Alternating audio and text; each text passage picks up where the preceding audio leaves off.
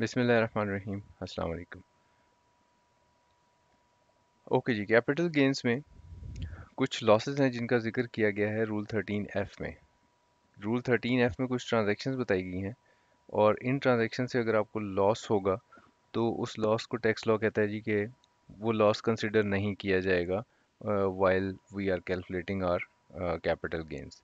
सो इसमें तीन नाम ट्रांजैक्शंस के बताए गए हैं। एक वॉश सेल्स है, दूसरा टैक्स स्वैप सेल और तीसरा क्रॉस ट्रेड। सो हम इन तीनों को थोड़ा सा डिस्कस करते हैं। पहले तो ट्रांजैक्शन देखें क्या है कि आपका जो बिजनेस होता है ना, उसमें आपके पास अगर कोई सरप्लस फंड है तो आप उसको इन्वेस्टमेंट के लिए अपने जो इन्वेस्टमेंट का जो मैनेजर है, इन्वेस्टमेंट मैनेजर, उसको आप फंड्स दे देते हैं कि जनाब आप ये फंड्स जो हैं इसको स्टॉक मार्केट में इन्वेस्ट कर दें ना। ये आपका अपना फंड मैनेजर भी हो सकता है, आप किसी म्यूचुअल फंड वाले को भी कह सकते हैं कि यार तुम मेरा पैसा स्टॉक मार्केट में इन्वेस्ट कर दो। दोनों सूरतों में जो पॉइंट कॉमन है वो ये है कि स्टॉक मार्केट में आप पैसा इन्वेस्ट करने जा रहे हैं ना। जब आप स्टॉक मार्केट में पैसा इन्वेस्ट करने जा रहे हैं तो ये एक इन्वेस्टमेंट का बेसिक असूल होता है कि आपने सारे पैसे किसी एक बिजनेस में नहीं लगाने होते। So you should diversify, you should always diversify. यानी आप डिफरेंट सेक्टर्स में, एयरलाइन में, बैंकिंग सेक्टर में, टेलीकॉम में, टेक्सटाइल में, सीमेंट में, मुख्तलिफ सेक्टर्स में आप इन्वेस्टमेंट करेंगे। और जिनके पैसे होते हैं वो ये क्लियरली जो फंड मैनेजर है उसको बताते हैं कि जनाब आप किन किन एरियाज़ में कितना कितना परसेंट फंड जो है वो रखेंगे ना। जब ये फंड्स आप बता देते हैं कि कितना कितना परसेंट आपने रखना है, तो फिर ऐसी सूरत में फंड मैनेजर जो होता है वो पाबंद होता है कि वो अपने जो भी पोर्टफोलियो है उसको इस परसेंटेज में मेंटेन करेगा, राइट। जो इसी तरह जो म्यूचुअल फंड्स हैं उन्होंने भी अपनी इन्वेस्टमेंट पॉलिसी बनाई होती है और वो अपने पोर्टफोलियो को इसी परसेंट में फिर मेंटेन करते हैं। जो परसेंटेज उन्होंने आपको सेक्टर्स की बताई होती है कि जनाब हम इस तरह जो है वो इतनी इतनी परसेंटेज में फंड्स को रखेंगे इस सेक्टर में। अब ये जो फंड मैनेजर होते हैं ये अगर किसी शेयर्स के डिस्पोजल से कोई गेन कमा लेते हैं तो अब इस गेन के ऊपर डेफिनेटली इनको टैक्स अदा करना होता है। ठीक है जी। अब इस टैक्स को अवॉइड करने का एक तरीका ये होता है कि जो लेट्स से सीमेंट एक सेक्टर है जिसमें इनके पास जो शेयर्स हैं वो अभी लॉस में चल रहे हैं, यानी इन्होंने ख़रीदा महंगा था, अभी अगर बेचेंगे तो लॉस हो जाएगा। तो इस लॉस को ये मटेरियलाइज करने के लिए क्या करते हैं कि शेयर्स को बेचकर दोबारा ख़रीद लेते हैं। क्योंकि शेयर तो दोबारा वापस आपने पोर्टफोलियो चूंकि मेंटेन करना होता है, ये जिन्होंने पैसा दिया है आपको इन्वेस्टमेंट के लिए उनकी रिक्वायरमेंट होती है। तो आप अपने पोर्टफोलियो को तो मेंटेन कर लेते हैं, लेकिन स्टॉक मार्केट में बेच कर दोबारा ख़रीद लेने से होता ये है कि आपके पास ये लॉस जो है ये रियलाइज़ हो जाता है। ये लॉस रियलाइज़ होने से होता ये है कि इसको आप अपने गेंस में से फिर माइनस कर सकते हैं और फिर आपकी टैक्स की जो लाइबिलिटी है वो थोड़ी सी कम हो जाएगी। सो ये एक्चुअली कैपिटल गेंस के ऊपर जो टैक्स होता है उससे बचने का एक स्ट्रेटजी होता है। तो इस चीज़ को रोकने के लिए ये रूल बनाया गया कि अगर आप सोल्ड सिक्योरिटी को रीपरचेज करते हो within a month to maintain your portfolio, तो इसको इस ट्रांजैक्शन को एक नाम दे दिया वॉश सेल्स। और जो वॉश सेल है उससे लॉस को रिकग्नाइज नहीं किया जाएगा। यानी कि आपने जितना भी लॉस स्टॉक मार्केट से मटेरियलाइज किया है ये चालाकी करने के लिए कि मैं अपने गेंस के अगेंस्ट को सेट ऑफ कर लूँगा और वापस अपना पोर्टफोलियो भी मेंटेन कर लूँगा, तो वो लॉस जो है कैपिटल गेन्स में से माइनस करने की इजाज़त नहीं होगी। Loss shall not be recognise का मतलब ये है कि वो गेन में से फिर माइनस नहीं होगा।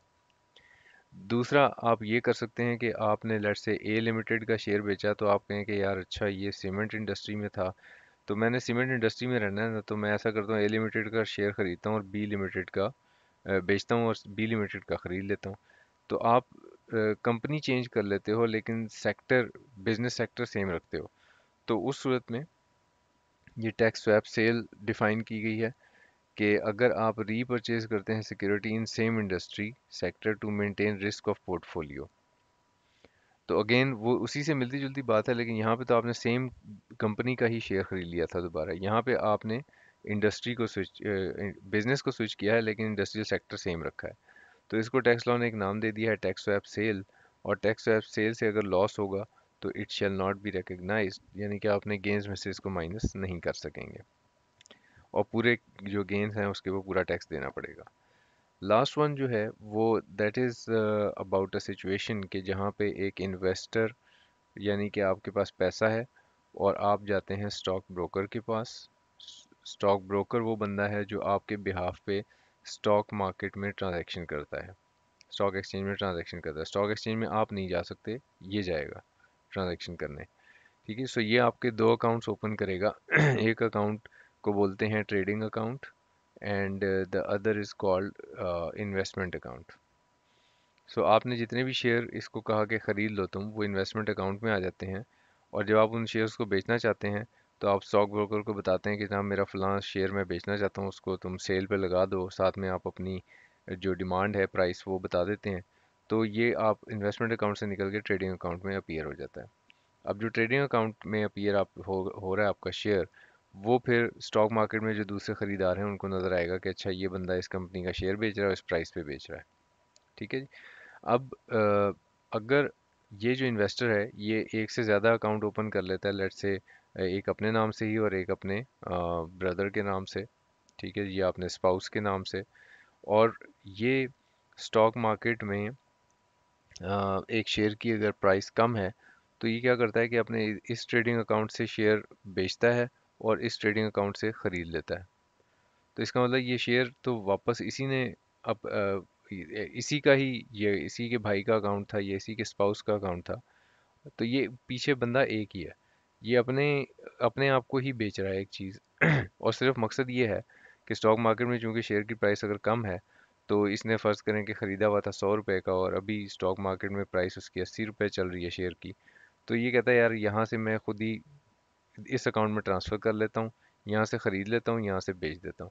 तो इससे क्या होगा, इससे 20 रुपए का लॉस नज़र आएगा। ठीक है, क्योंकि 100 रुपए की यहाँ पे कॉस्ट हो रही होगी, तो जब आप बेचेंगे 80 रुपए का, यहाँ पे आ जाएगा तो 20 रुपए का, तो इस अकाउंट में तो लॉस नज़र आएगा। तो अब इस लॉस को आप इस्तेमाल करना चाहते हैं अपने किसी कैपिटल गेन में से माइनस करने के लिए। तो ये जो रास्ता है इसको रोका गया और इसको कहा जी ये क्रॉस सेल है। जो क्रॉस सेल है उसको कहा टैक्स लॉ ने कि transaction made between two accounts of one investor, no sale made to any outsider. तो बाहर के किसी बंदे को आप सेल नहीं कर रहे, आप अपने ही दो अकाउंट्स में ट्रांजैक्शन कर रहे हैं और लॉस को मटेरियलाइज कर रहे हैं ताकि उस लॉस को इस्तेमाल कर सकें जो एक्चुअल आपके गेंस हैं उसके अगेंस्ट सेट ऑफ करने के लिए। और उसका पीछे ऑब्जेक्टिव ये है कि आप कैपिटल गेंस के ऊपर जो टैक्स है उसको अवॉइड करें। तो टैक्स लॉ आपको इस चीज़ से मना करता है, ठीक है जी, कि आपके क्रॉस सेल्स के जो लॉसेस हैं उसको एक्सेप्ट नहीं किया जाएगा। अच्छा जी, गेन और loss computation shall be made on basis of FIFO inventory accounting method. ये बहुत ही, अगर आपको अकाउंटिंग में तो डेफिनेटली अकाउंटेंट्स को तो बड़ा उनके लिए कॉमन वर्ड है FIFO method, first in first out. यानी जो शेयर आप पहले खरीदेंगे, गेंस की कंप्यूटेशन या लॉसेस की कंप्यूटेशन, कैपिटल गेंस या कैपिटल लॉस की कंप्यूटेशन करने के लिए कंसिडरेशन में से पहले कॉस्ट कौन सी माइनस होगी, जो आपने पहले शेयर खरीदा था उसकी कॉस्ट पहले माइनस की जाएगी। इसी तरह अगर सेम डे ट्रांजैक्शन हो तो फिर वेटेड एवरेज मेथड इस्तेमाल किया जाएगा, एवरेज मेथड यूज़ होगा, फाइफो अप्लाई नहीं किया जाएगा। ये ट्रांजैक्शन चूंकि एनसीसीपीएल इसकी सेटलमेंट करता है और एनसीसीपीएल अपने कुछ सर्विस चार्जेस लेता है, वो सर्विस चार्जेस जो हैं वो समझें कि उसका उसका जो भी नाम एट स्केड्यूल में लिखा हुआ है, लेकिन सिंपल ये है कि जो जब आप बेचेंगे शेयर को, यानी लेट्स से ए और बी के दरमियान ट्रांजैक्शन हो रही है तो इसको सेटल एनसीसीपीएल ने करना है।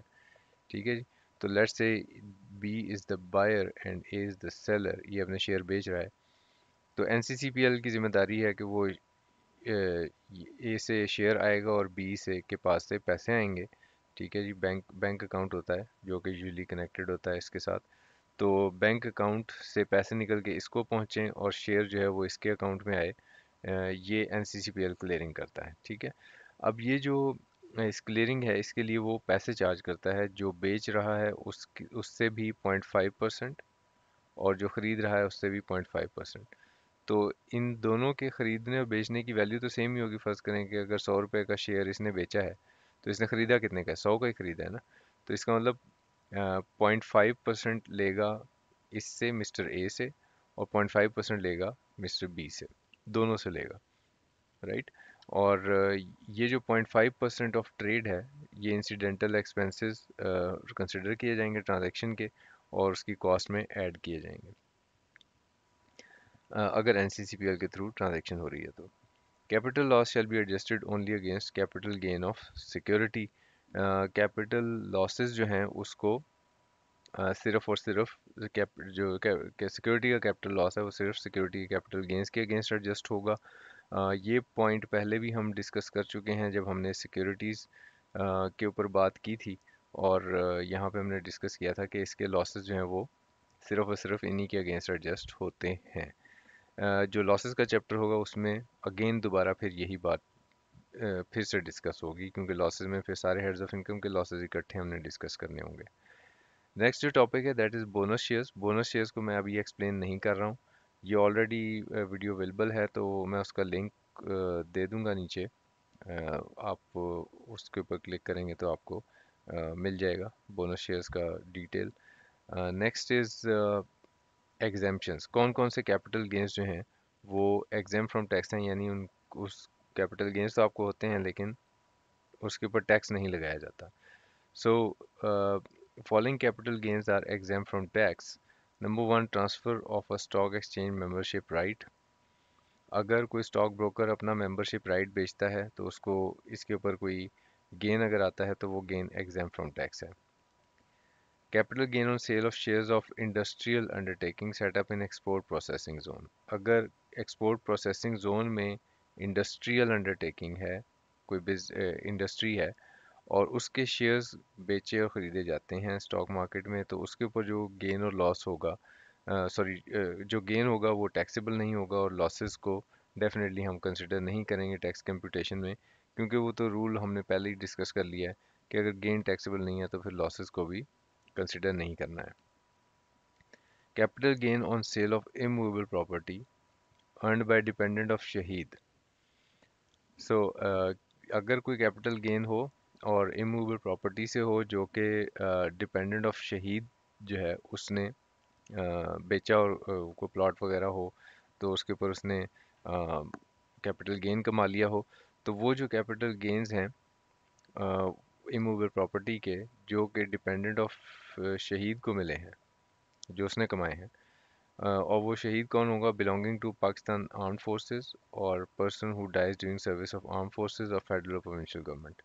तो सरकारी मुलाजमत में या अफवाज पाकिस्तान की मुलाजमत में उसका इंतकाल हुआ, शहीद हुआ, तो उसको जो भी मूवेबल प्रॉपर्टी मिलेगी उसके वरसा अगर उसको बेचेंगे तो उस पर जो कैपिटल गेन होगा वो एग्जाम फ्रॉम टैक्स है। Capital gain tax rates shall be reduced by 50%। So next जो प्रोविजन है वो ये है कि जो कैपिटल गेन्स के ऊपर टैक्स है वो 50% से रिड्यूस हो जाएगा। यानी अगर 100 रुपये का गेन है तो वो 100 कंसिडर नहीं माना जाएगा बल्कि 50 माना जाएगा। On first sale of immovable property allotted to employee of armed forces और फेडरल गवर्नमेंट और प्रोविंशियल गवर्नमेंट सर्विंग और रिटायर्ड। सो अगर ये यहाँ पे यानी कि वो डेफिनेटली एक सर्विंग बंदा होगा या वो रिटायर हो चुका हुआ है जिसके पास इमूवेबल प्रॉपर्टी हुकूमत ने उसको दी है, सरकार ने दी है, और वो उसको बेचता है और उस इमूवेबल प्रॉपर्टी से वो कैपिटल गेन कमाता है, तो उसके गेन्स जो हैं वो 50% टैक्स होंगे, उससे ज़्यादा नहीं होंगे। और इसी तरह 75% रिड्यूस हो जाएंगे, reduce by 75% on sale of above immovable property after 3 years of acquisition. और अगर 3 साल के बाद आप उसको एक्वायर करने के बाद बेचते हैं तो फिर वो 100 का अगर कैपिटल गेन है तो वो 25 रुपये रह जाएगा, रिड्यूस बाय 75%। ठीक है जी। सो इसमें मज़ीद बात करने से पहले हम इस टॉपिक को क्लोज़ करते हैं। कैपिटल गेन्स का चैप्टर ख़त्म होता है। Thank you very much, take care.